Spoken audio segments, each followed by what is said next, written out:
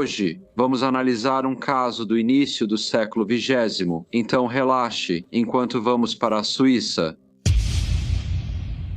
Frida Keller nasceu em 24 de dezembro de 1879, na pequena cidade de Bischofszell, no nordeste da Suíça. A cidade era famosa pelo charme medieval e comércio têxtil, com população dedicada a pequenas indústrias e agricultura. Frida era a quinta de 11 filhos de Jacob e Anna Keller. 2 de seus irmãos morreram muito jovens. Uma experiência terrível para Frida, que deixou uma impressão duradoura. O luto silencioso que pairou sobre a casa nos dias que se seguiram permaneceu com ela e ficou gravado em sua memória, com uma tristeza que nunca a deixou. A família vivia em circunstâncias modestas. Jacob era sapateiro, um ofício honesto que exigia longas horas consertando ou fabricando calçados para os moradores da cidade. Sua mãe, Anna, trabalhava como costureira, consertando e fazendo roupas para os vizinhos nos fins de semana. Sua mãe também era garçonete em uma pousada local, ajudando na renda da família. O lar era rígido, com forte senso de dever e pouca demonstração de afeto. Jacob, embora fosse um artesão habilidoso, era conhecido por beber, o que frequentemente causava tensão em casa. Apesar da pressão diária, a educação se tornava prioridade na Suíça. O ensino primário obrigatório virou lei federal em 1874, embora várias regiões já o adotassem desde o início do século XIX.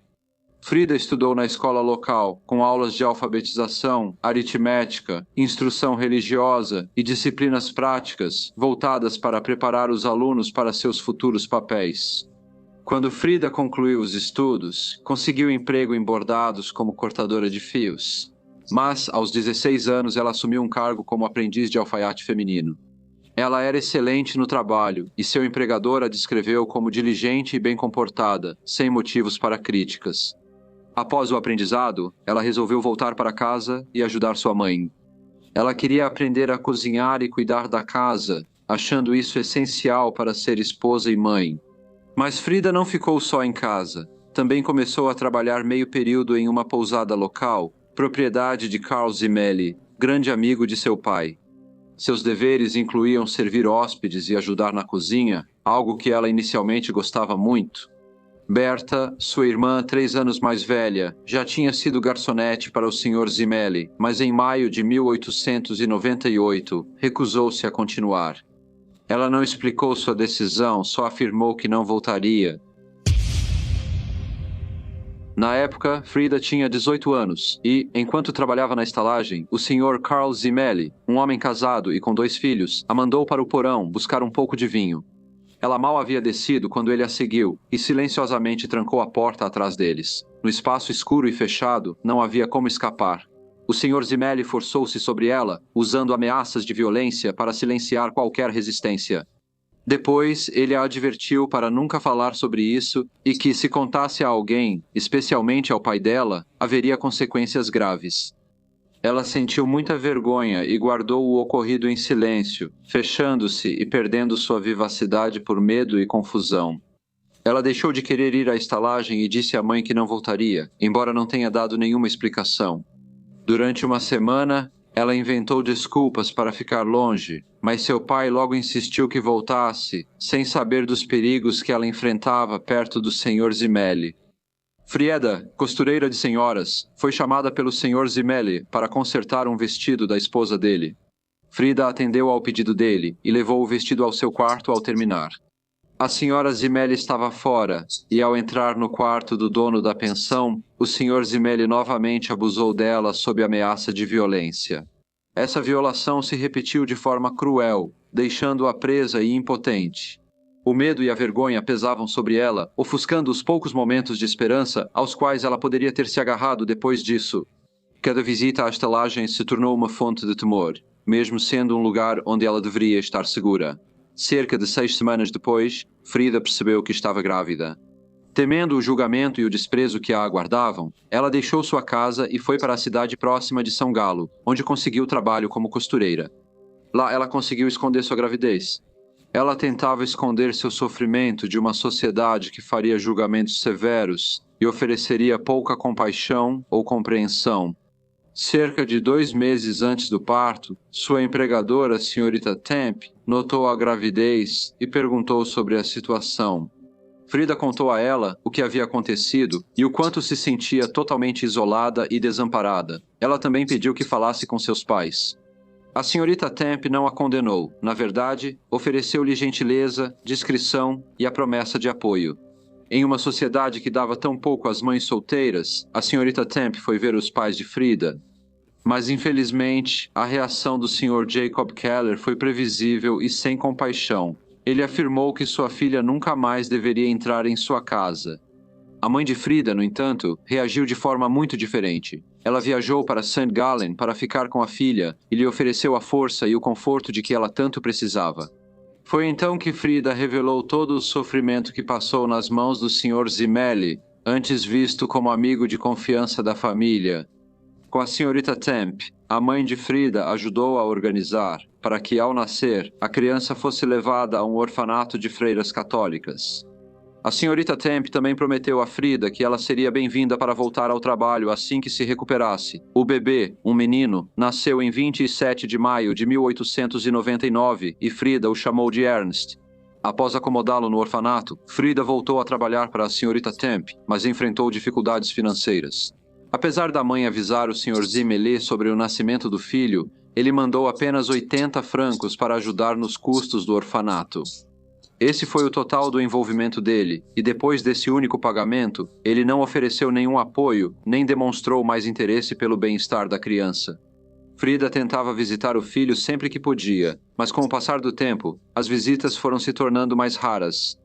A cada visita ao orfanato, Frida sentia amor, culpa e tristeza, enquanto lutava para conseguir o dinheiro das taxas, o que agravava suas dificuldades. Após a morte do pai em 1901, Frida recebeu uma pequena herança, mas em vez de cuidar desse dinheiro ela mesma, Frida confiou a um de seus irmãos, que acabou gastando tudo, e esse era um dinheiro que poderia ter sido usado para ajudar a pagar os cuidados do filho dela.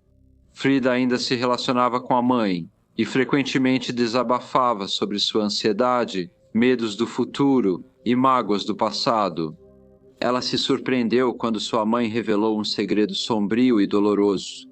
Ela contou à filha que muitos anos antes de se casar com o pai de Frida, ela havia dado à luz fora do casamento.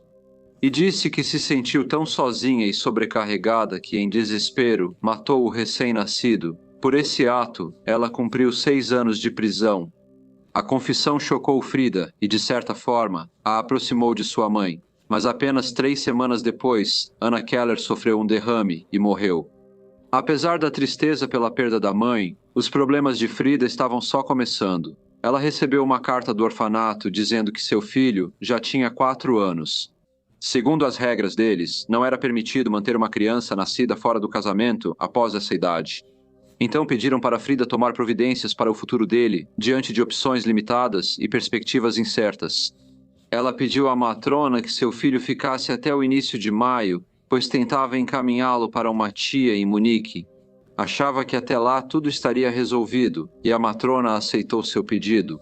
Frida, noiva, precisava contar ao noivo sobre o filho. Ela estava nervosa, mas esperava que ele entendesse. Após contar, ele terminou o noivado. No dia 2 de maio de 1904, Frida foi ao orfanato buscar seu filho. Ela agradeceu às freiras que cuidaram dele por anos e disse que estava indo para Munique. Um mês depois, o orfanato recebeu uma carta dizendo que Ernst Keller estava bem adaptado à nova casa. As freiras sentiram um profundo alívio e estavam esperançosas de que tanto Frida quanto seu filho finalmente poderiam começar a seguir em frente com suas vidas. No início da noite de 7 de junho de 1904, um casal caminhando perto de São Galo fez uma descoberta sombria. Enquanto passavam pela floresta de Hagenbusch, seus olhos perceberam algo na vegetação rasteira. Ao olharem mais de perto, perceberam que era o corpo de um menino. Sua cabeça estava exposta, enquanto o resto do corpo permanecia escondido sob as folhas e a terra. A polícia foi imediatamente acionada e correu para o local. Eles supuseram que uma forte tempestade que havia passado pela região mais cedo naquele dia havia perturbado a cova rasa e exposto os restos da criança. Um barbante foi achado no pescoço do menino, levando os policiais a crer que a morte não foi acidental. O legista determinou que ele já estava morto há pelo menos 6 semanas naquela época. O leste da Suíça estava tomado pelo medo após o desaparecimento de vários meninos entre 5 e 8 anos, levantando suspeitas de um assassino de crianças à solta. Além disso, a descoberta de mais um corpo aumentou ainda mais a inquietação. Apesar de não saberem quem era a criança, sua morte solitária na floresta reforçou as suspeitas sombrias que assombravam a região. As autoridades tiveram dificuldade para identificar a criança morta. No dia 13 de junho, eles publicaram um anúncio em jornal local com breve descrição do menino e detalhes de suas roupas. Na esperança de que alguém o reconhecesse, 2 freiras do orfanato se apresentaram para dizer que acreditavam que o garotinho era Ernst Keller, de 4 anos. As autoridades não perderam tempo e foram falar com a mãe dele. Ao ser interrogada, Frida parecia abatida e, após enxugar as lágrimas, confessou o assassinato. Ela explicou que se sentia presa, envergonhada e com medo. Sua voz tremia levemente, como se tivesse chegado ao limite do que podia suportar. No início do século XX, na Suíça, a vida era difícil para mulheres solteiras com filhos fora do casamento. A sociedade via essas mulheres não apenas com desaprovação, mas com desprezo. Elas eram consideradas moralmente degradadas e inadequadas para um trabalho respeitável ou para o casamento. Muitas perderam suas casas, seus meios de subsistência e até mesmo suas famílias. Frida já havia passado por muito disso. Seu pai a expulsou de casa. O homem que ela queria casar a abandonou ao descobrir seus segredos. E o orfanato que cuidava de seu filho não podia mais mantê-lo. Ela não tinha dinheiro, marido, nem apoio.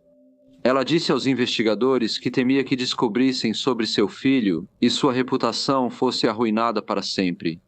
Ela achava que nenhum homem se casaria com ela e que perderia o emprego. Ela contou que, mesmo entre mulheres, o julgamento era cruel e que se sentia sozinha com o filho, sem ver futuro para ambos. Ao ser questionada sobre quando planejou o assassinato, ela disse não se lembrar. Mas era algo em que ela havia pensado e decidiu levar Ernst para a floresta, onde então o matou e enterrou. Mas ela insistiu que não foi um ato cometido por qualquer sentimento ruim em relação ao filho. Foi o ato de alguém que havia ficado sem opções e não via saída. Ela disse que contar ao orfanato que levaria ele para morar com uma tia em Munique foi uma tentativa desesperada de adiar o que não conseguia enfrentar. Enquanto falava, ela estava muito emocionada e disse que acreditava que o medo da vergonha tinha superado qualquer outro instinto, e que as expectativas rígidas e implacáveis para uma jovem a deixaram com pouquíssimas opções. Apesar da tragédia de sua história, a lei não podia ignorar a gravidade de suas ações, e Frida Keller foi formalmente acusada de assassinato.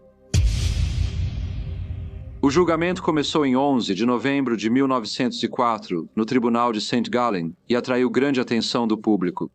Frida sentou-se pálida e serena no banco dos réus, enquanto seus advogados descreviam indiretamente seu estado emocional nas semanas antes da tragédia.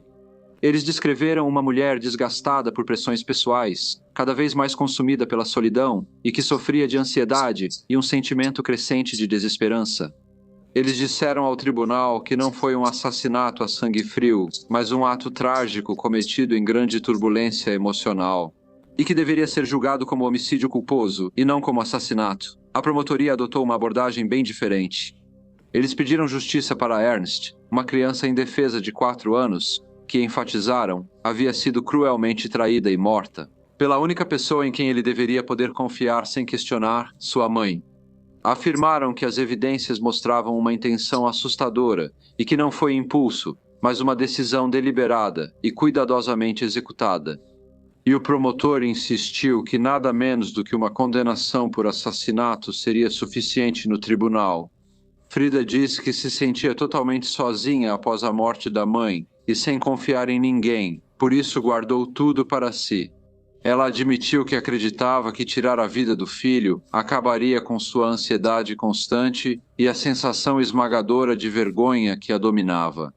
As freiras do orfanato deram depoimento e lembraram que Frida raramente comparecia às visitas e frequentemente tinha dificuldades para manter o pagamento das mensalidades. Diziam que, quando ela aparecia, suas visitas eram breves e com pouca interação ou afeto pelo filho. Elas disseram que, apesar da criança receber a mãe com alegria, nunca a abraçava, beijava ou segurava sua mão e sempre recusava convites para eventos como o Natal. Elas terminaram descrevendo-a como alguém distante e sem instinto materno. Berta Keller, irmã de Frida, revelou detalhes sobre seu passado. Ela contou ao tribunal que certa vez trabalhou como garçonete na pousada de propriedade do Sr. Zimmele, um homem casado e com 2 filhos. Segundo Berta, ele sempre perseguia as jovens garçonetes, e uma delas confidenciou que ele a forçava repetidamente a atos indecentes. Ela disse que, a princípio, não sabia se acreditava na história, até que o Sr. Zimmele começou a tratá-la da mesma forma. Ela contou suavemente que tentou resistir, mas ele era forte demais. Ela continuou dizendo que ele, então, ameaçou contar ao pai dela que ela não era o tipo de garota que ele pensava, caso ela ousasse falar alguma coisa. Temendo o dano à sua reputação e a possibilidade de seu noivo descobrir, ela permaneceu em silêncio, mas após o ocorrido, nunca mais voltou a trabalhar na pousada. Apesar dos esforços da defesa para explicar o estado mental de Frida e as circunstâncias do crime, a lei não considerava o contexto pessoal ou psicológico. No dia seguinte, Frida Keller foi considerada culpada e condenada à morte. O veredicto se tornou o assunto das conversas não só em São Galo, mas em toda a Suíça. Moradores se surpreenderam com a punição severa a uma mulher visivelmente marcada por traumas emocionais. Organizações feministas logo se mobilizaram em defesa dela, afirmando que isso era uma distorção da justiça. Exemplificou como as mulheres eram tratadas pelos homens no judiciário. O apoio a Frida aumentou rápido. Figuras notáveis, incluindo o escritor Carl Albert Lousley e o renomado psiquiatra Auguste Forel, condenaram publicamente o veredicto. Para eles, o verdadeiro criminoso era o homem que explorou Frida e não sofreu consequências legais por seus atos ou irresponsabilidade. A imprensa também se pronunciou, nem sempre de forma simpática. Enquanto várias publicações criticaram a severidade da sentença e ecoaram os crescentes pedidos de clemência, outras adotaram um tom mais duro. O jornal católico chamado Ostweiz rotulou Frida de assassina a sangue frio, acusando-a de levar uma vida imoral. O cenário da mídia virou um campo de batalha de opiniões, algumas compassivas, outras condenatórias, sob pressão crescente do público e de defensores influentes. O caso foi revisado em 28 de novembro de 1904, poucas semanas após o julgamento. O Conselho Jurídico votou esmagadoramente para comutar sua sentença de morte.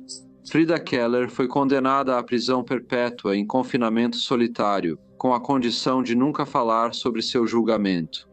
Mesmo que Frida não pudesse comentar sobre seu caso, outros falavam. Isso evidenciou a falha do sistema jurídico em diferenciar assassinato premeditado de atos cometidos sob forte sofrimento emocional. Nos anos que se seguiram, reformas foram introduzidas e o Código Penal suíço foi alterado para incluir homicídio doloso e culposo. As irmãs de Frida, mais conscientes que todos da criação rígida que ela teve, sempre lutaram por sua liberdade. Elas continuamente peticionavam as autoridades, escreviam cartas e faziam de tudo para que o nome dela não fosse esquecido. A persistência delas acabou dando resultado, e no dia 25 de novembro de 1919, após 15 anos na prisão, Frida Keller foi finalmente libertada. Mas a liberdade dela teve um custo terrível. Os anos de isolamento a deixaram traumatizada. Ela saiu da prisão frágil, atormentada pela depressão e sofrendo crises de delírio. Quem a conhecia dizia que ela era apenas uma sombra da mulher que já foi um dia. Ela conseguiu trabalho como costureira, algo que gostava muito, mas em 1931 ela aceitou um emprego em um hotel trabalhando como faxineira. Em 1937, Frida teve um derrame e nos anos seguintes sua saúde piorou. Após isso, sua saúde mental piorou e ela recebeu apoio no asilo da cidade de Münzingham, onde faleceu em 7 de setembro de 1942, aos 62 anos de idade. Olá a todos e muito obrigado por ouvirem, como de costume. Por favor, deixem quaisquer comentários ou sugestões que vocês tenham e espero vê-los novamente no próximo caso breve.